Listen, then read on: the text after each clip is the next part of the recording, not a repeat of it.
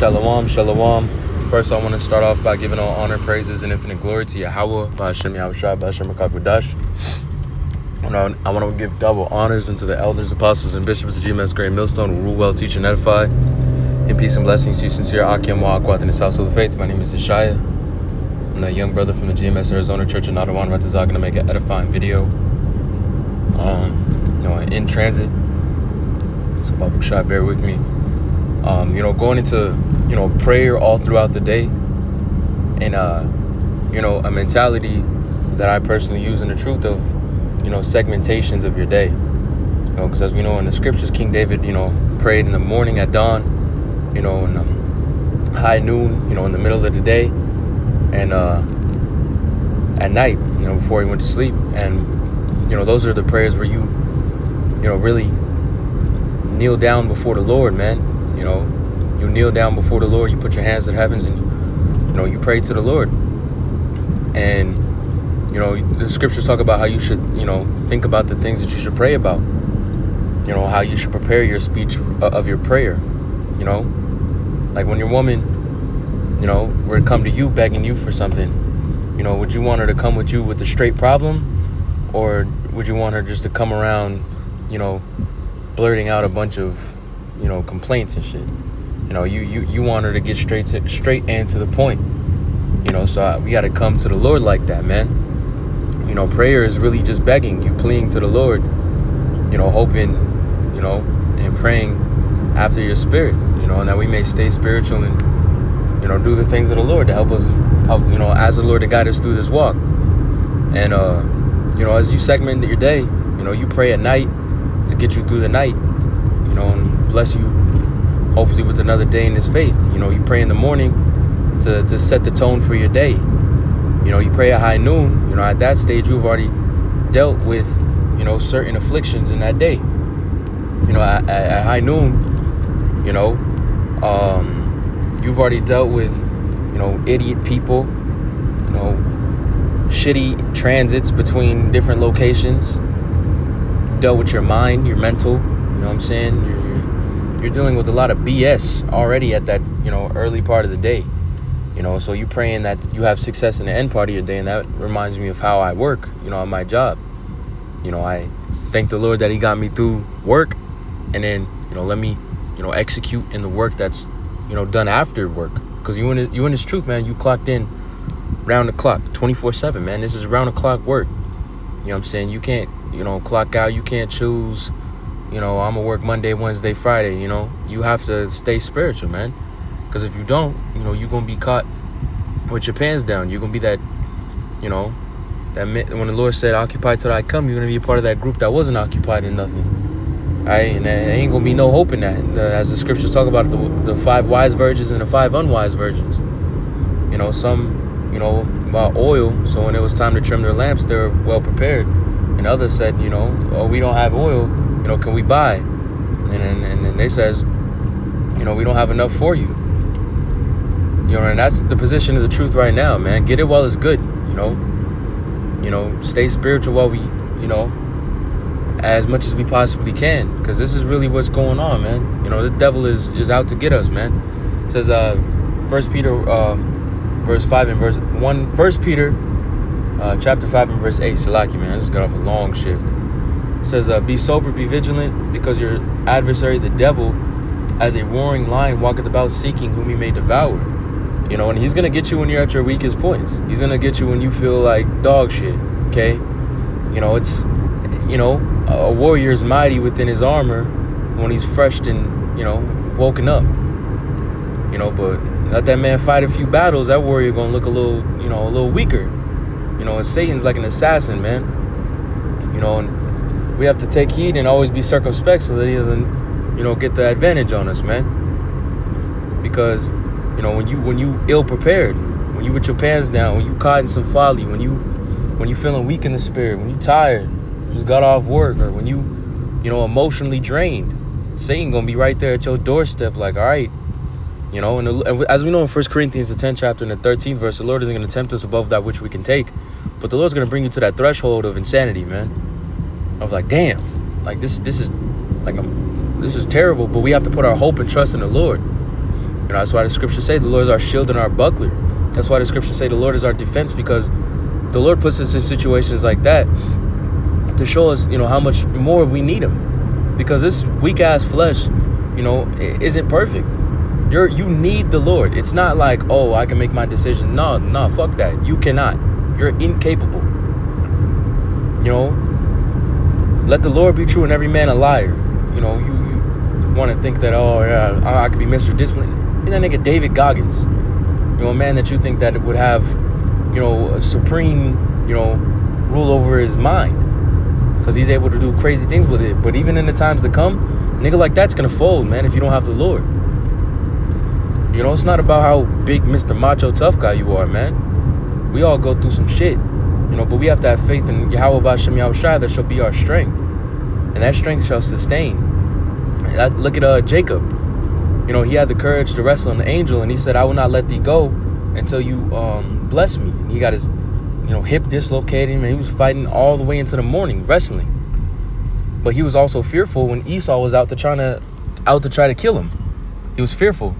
You know, Esau, my brother, you know, he was scared of that. And that's what we're going through right now, man. We're fighting that spiritual fight. We're not letting go of this thing till we be blessed.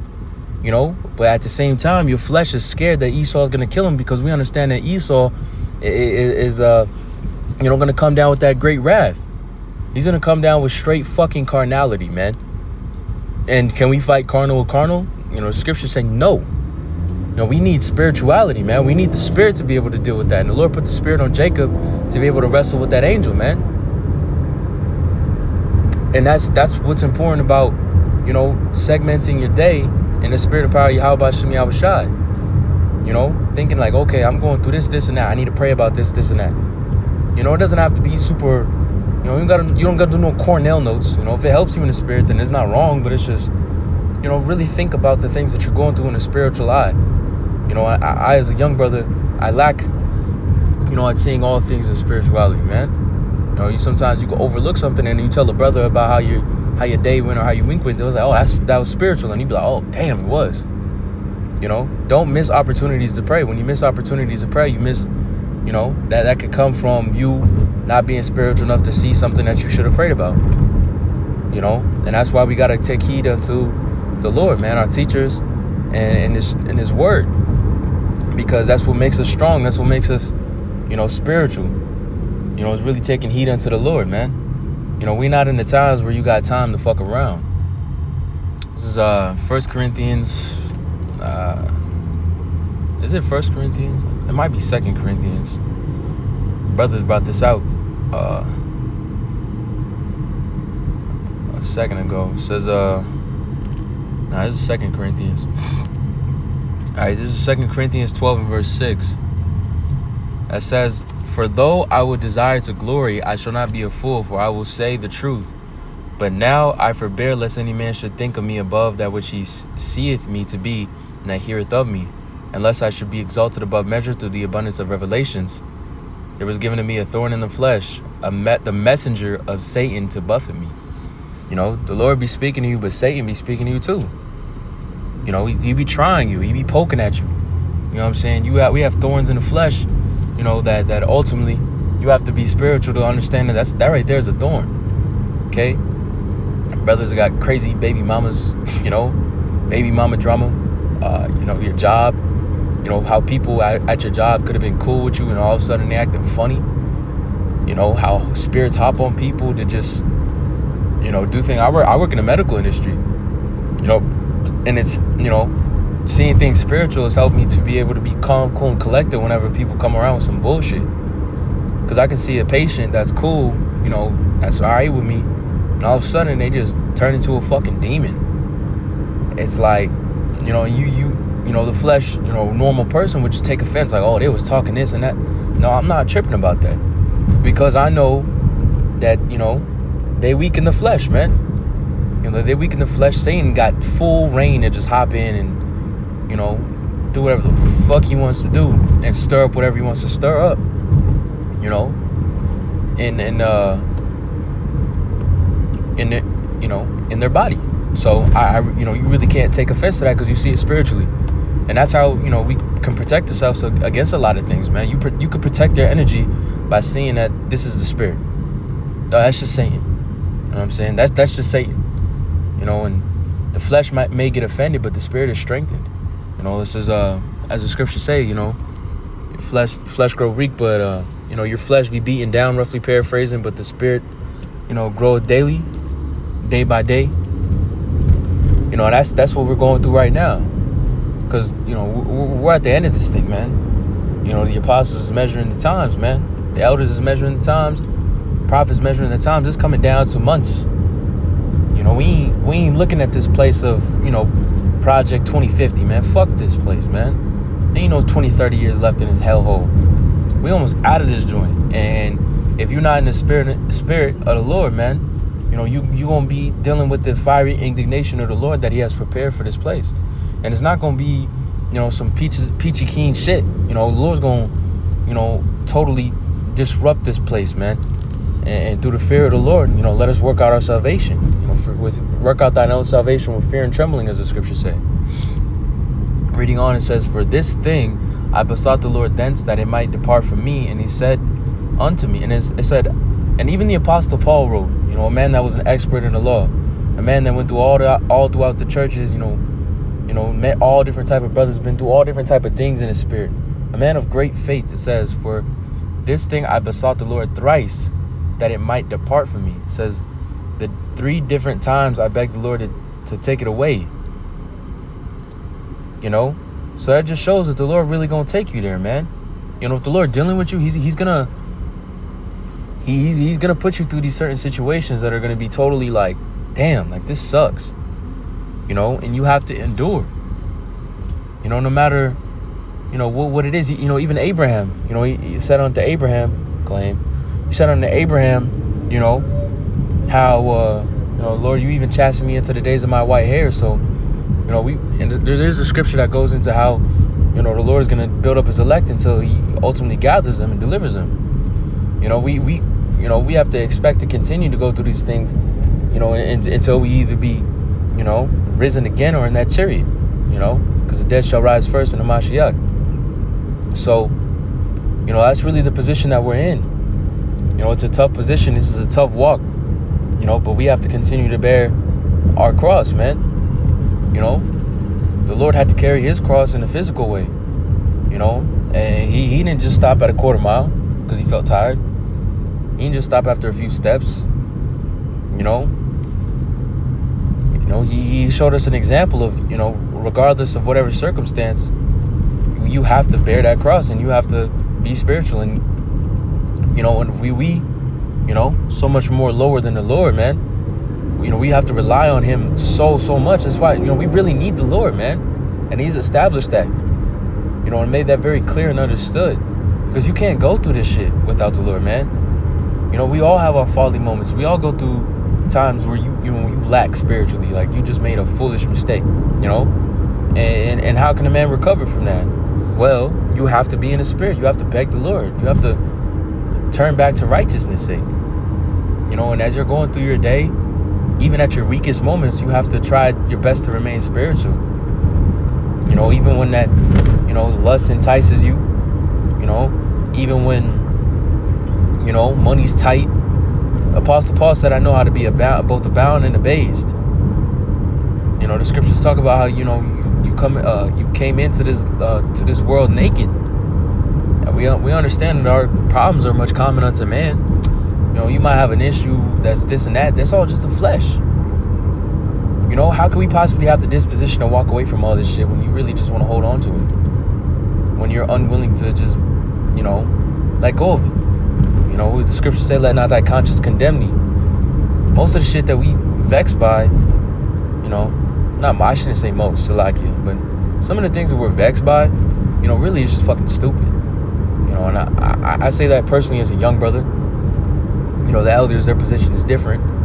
But as a young brother, some of the shit things that I'm vexed by is just flat out retarded.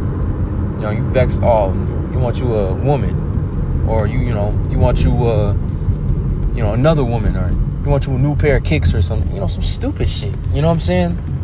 But you understand we in captivity, so you have to let go of all those mortal thoughts and put on immortality.